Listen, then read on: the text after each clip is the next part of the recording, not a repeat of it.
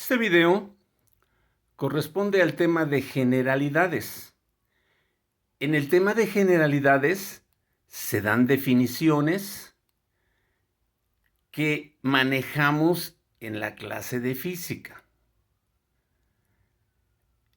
La primera definición que aparece en nuestros apuntes es esta: física. Tenemos que darle una repasada para que todos manejemos el mismo lenguaje y cuando estemos hablando de estos conceptos, todos entendamos lo mismo. Entonces vamos a empezar únicamente a decir física. En su apunte nos dicen que viene del griego physiké, que significa naturaleza. Sin embargo, dice su apunte que es una ciencia teórico-experimental que estudia las propiedades de la materia y la energía, así como sus interacciones. O sea, estudia a la materia y también a la energía, pero estudia también cómo se relaciona la materia y la energía. Y además estudia las leyes que tienden a modificar su estado o movimiento sin cambiar su naturaleza íntima. Esto es muy importante. No cambia la naturaleza íntima. Y esto lo vamos a reforzar más ahorita que veamos el siguiente concepto de fenómeno. Dice fenómeno, todo cambio o modificación. Oye, ¿cómo todo cambio o modificación es un fenómeno? En clases, cuando teníamos clases presenciales, nunca faltó alguien que dijera, no, cuando yo les preguntaban, oigan jóvenes, ¿qué es un fenómeno? Los amantes del fútbol me decían, fenómeno es Messi o fenómeno es Cristiano Ronaldo. No faltó también que dijera, no, un fenómeno es una cabra que yo vi en una feria que tenía 5 ojos. Entonces la palabra fenómeno la podemos interpretar en la vida diaria de 1000 formas, pero aquí en física, todo cambio o modificación, simplemente. Y ahorita a ver si nos queda más claro, porque dice que hay fenómenos físicos y fenómenos químicos. Vamos a ver. Quedamos en que fenómeno es todo cambio o modificación, y que un fenómeno físico no altera la estructura molecular y en caso de modificarla, es reversible la modificación. A ver, vamos a ver. En su apunte nos dice que un ejemplo es de este cambio físico, es la caída de un cuerpo. A ver, vamos a ver cómo este va a ser un fenómeno físico. Voy a poner aquí un Yurex, aquí en la pantalla. Lo pongo a esta altura, lo dejo caer y me dicen que eso es un fenómeno. Sí, porque fue un cambio. ¿Un cambio de qué? Un cambio de posición. Este cuerpo sufrió un cambio de posición. Estaba a esta altura, cuando yo lo solté, cayó hasta el suelo, una altura distinta. Fue un cambio, y es un cambio físico porque no modificó para nada la estructura molecular del cuerpo. Sin embargo, nos dicen que cuando el fenómeno es químico, sí va a haber un cambio y va a cambiar la estructura molecular y el cambio puede ser permanente y reversible. Volvamos al físico, porque se me olvidaba comentarles una cosa importante que tienen los apuntes. En los apuntes nos hablan de la congelación del agua y nos dicen que es un fenómeno físico. Si nosotros tomamos un recipiente con agua, un líquido, lo metemos al congelador, después de un tiempo lo sacamos, ese líquido se convirtió en sólido, se convirtió en hielo. O sea, hubo un cambio en la estructura molecular. Sin embargo, ese cambio es reversible. ¿Por qué? Porque ese hielo, si le volvemos a suministrar calor, regresa otra vez al estado que tenía, al estado líquido. Entonces, los fenómenos que son físicos no alteran la estructura molecular y en caso de modificarla, es reversible esa modificación. Regresemos ahora al fenómeno químico. Es un cambio de la estructura molecular. El cambio de esa estructura molecular es permanente, es irreversible. Y por ejemplo, ahí nos hablan de la oxidación del hierro, de la combustión del azufre, algo que ustedes podrían ver en el laboratorio de química. Pero para que se entienda más fácil, piensen en un papel, una hoja de papel a la cual le prendemos fuego. ¿Qué va a suceder con esa hoja de papel cuando le prendamos fuego? Pues que se va a convertir en ceniza. Hay un cambio en la estructura molecular. Y esa ceniza ya no puede regresar a ser papel otra vez. O sea que el cambio es permanente, se queda como ceniza. Es irreversible ese cambio. Entonces, ahí está la diferencia entre fenómeno físico y fenómeno químico. Estas son algunas de las definiciones que estamos viendo. Ahora, dijimos que la física era una ciencia teórico-experimental. Ahora, en esta época de pandemia, lo de experimental a lo mejor va a quedar un poquito para después, porque para experimentar necesitaríamos ir a los laboratorios y en estos momentos no es posible. Bueno, entonces vamos a regresar al concepto de que es una ciencia y por lo tanto yo tengo que definir qué es una ciencia. Dice que es un conjunto de conocimientos ordenados y clasificados sobre un tema en particular. ¿Qué quiere decir? Que si yo estoy hablando, por ejemplo, de las propiedades que tienen las hojas de un árbol, de una planta, son conocimientos acerca de plantas. A lo mejor estoy hablando de botánica. Por eso dice conocimiento ordenado y clasificado sobre un tema. Para el caso de la física, como vimos, tengo que hablar de la materia y la energía. La materia y la energía. Entonces estaría yo hablando de conjunto de conocimientos ordenados y clasificados acerca de la materia y la energía. Entonces estaría yo hablando de física. Ahora, las ciencias se dividen en formales y factuales. Las formales, en su apunte nos dicen que son aquellas que por sí solo son una ciencia, porque se basan en el razonamiento puro y no necesitan la ayuda o intervención de otras ciencias. Solitas son una ciencia, porque usan el razonamiento puro. Y estas son las matemáticas y la lógica. Pero hay otras ciencias, denominadas factuales, que es así. Necesitan del apoyo de las formales y además son susceptibles de cambio. ¿Por qué decimos que son susceptibles de cambio? Lo vamos a ver a continuación. Las factuales se dividen en naturales. Y en su apunte nos dicen que está la botánica, la química, pero a mí lo que me interesa es que veamos que está la física. Para ubicar entonces que la física es una ciencia factual de las naturales. Y luego en las sociales está el derecho, el periodismo, etc. Esas son ciencias factuales.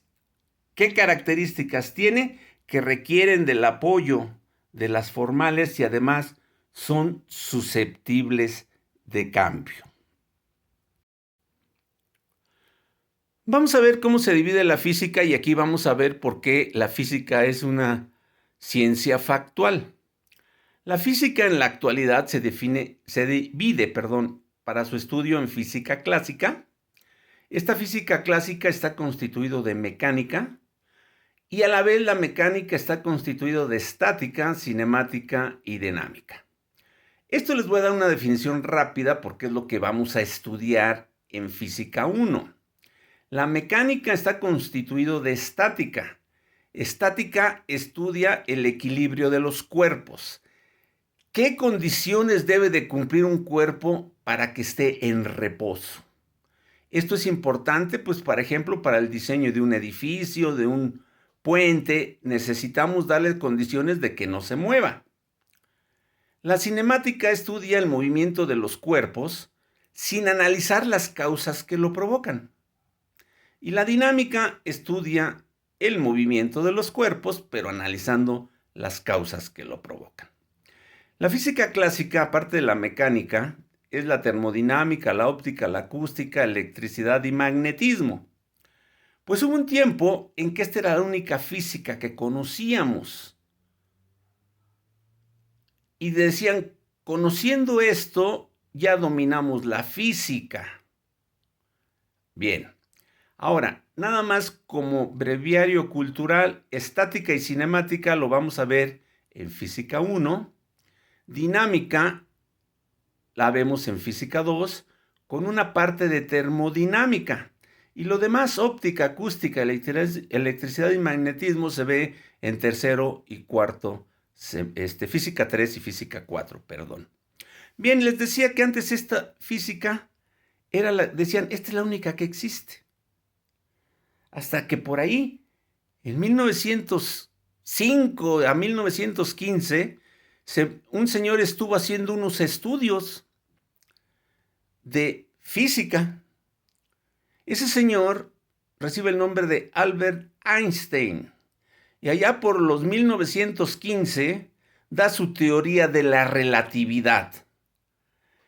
Esa teoría de la relatividad de Einstein nos dice que cuando un cuerpo se mueve a velocidades cercanas a la de la luz, no se cumple ya estas leyes de la mecánica, de la física clásica, que hay cambios.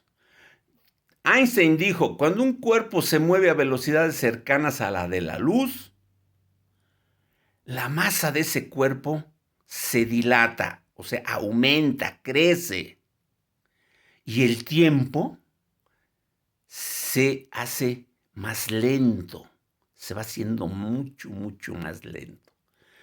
Obviamente, cuando él publica su teoría de la relatividad, mucha gente dice, no, pues este amigo a lo mejor fumó de la buena porque como que la masa aumenta, que el tiempo se detiene. Sin embargo, empiezan a analizar sus estudios matemáticos y demás, y muchos científicos llegan y dicen, cuidado, parece ser que lo que está diciendo este hombre es verdad. Hay que tener cuidado, hay que estudiar esto.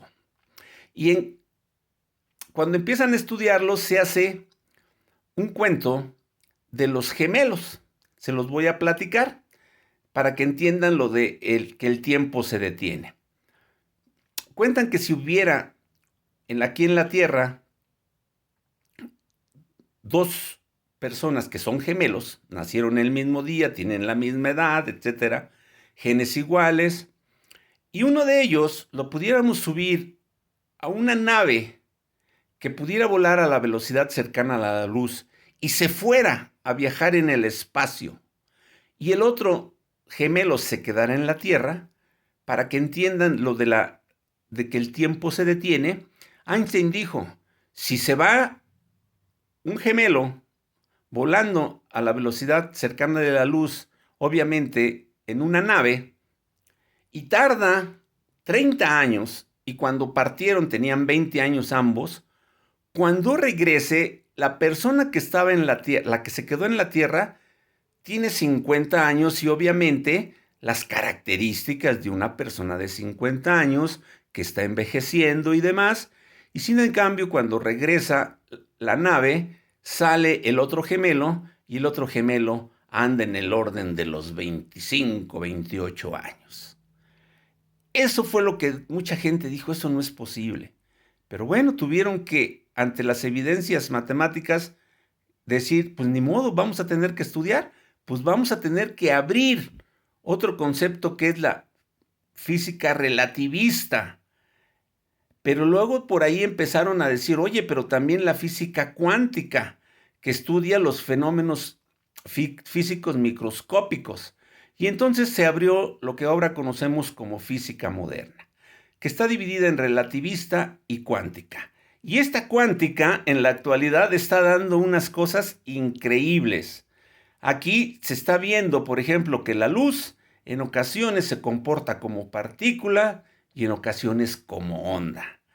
Se ha visto que hay electrones que cuando se pone un observador en un experimento, cambia de situación, como si que no le gustara que lo vieran. Si no le ponen observador, se comporta de una manera. Si le ponen observador, se comporta de otra. También se ha dicho que se han visto electrones que al mismo tiempo se encuentran en dos lugares distintos. Vean entonces, la física cuántica va para adelante y nos va a dar muchas sorpresas. Bien, entonces la física se divide en clásica y en moderna.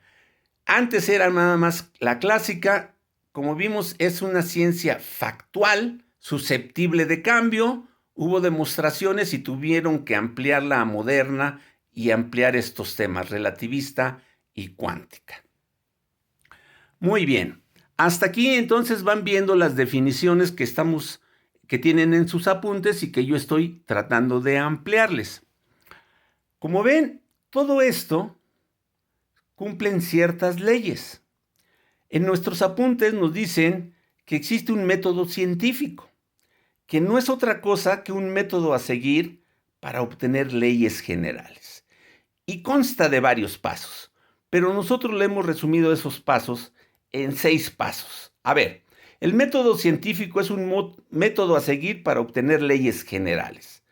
Nos han platicado que hay ocasiones que hay leyes físicas que se han encontrado únicamente por casualidad, pero para hacer leyes necesitan cumplir estos pasos. ¿Cuál es el primero? La observación. Imagínense que vamos a analizar la caída de un cuerpo, así como lo puse hace un rato. ¿Por qué cae un cuerpo? Pues primero tenemos que poner la observación, que como su nombre lo indica, el primer método es nada más observar el fenómeno, a ver qué está pasando.